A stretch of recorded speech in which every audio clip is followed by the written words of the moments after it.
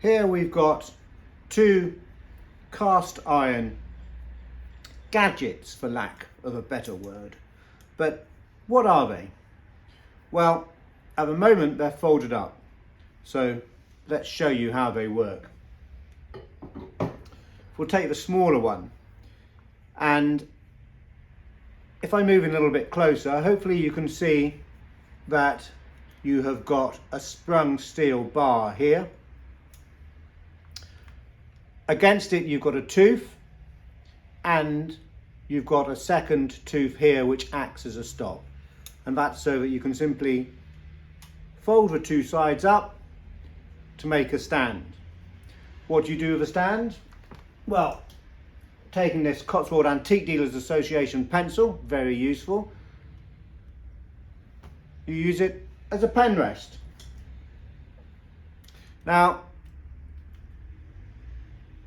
we've had 3 or 4 of these before, and typically they're stamped with the registration number, and this one is no exception. And hopefully you can see the number there, and it's 48071, and that dates this design to 1906. You can see the motives on the side, they've got very much an Art Nouveau feel to them. This second one is a much bigger version,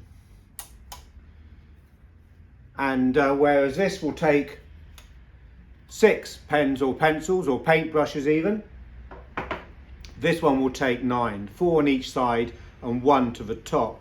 And it's likely that this is probably a slightly earlier version. All of the ones we've had in the past, as I said, have been stamped with the registration number. The numbers have varied slightly, but they've either been 1900 or 1906. This one doesn't have any registration stamp to it. So perhaps it was an earlier one, a prototype before the design was registered. We can't be 100% sure. So there's that one as well, a little bit bigger. And they're very useful things actually on your desk. Let's put a few pens on them so you can see them in action, as it were.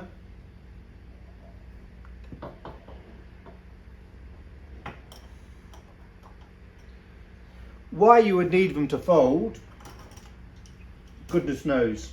I mean, it might be useful if you're travelling around to have a pen rest, but it's not an essential item.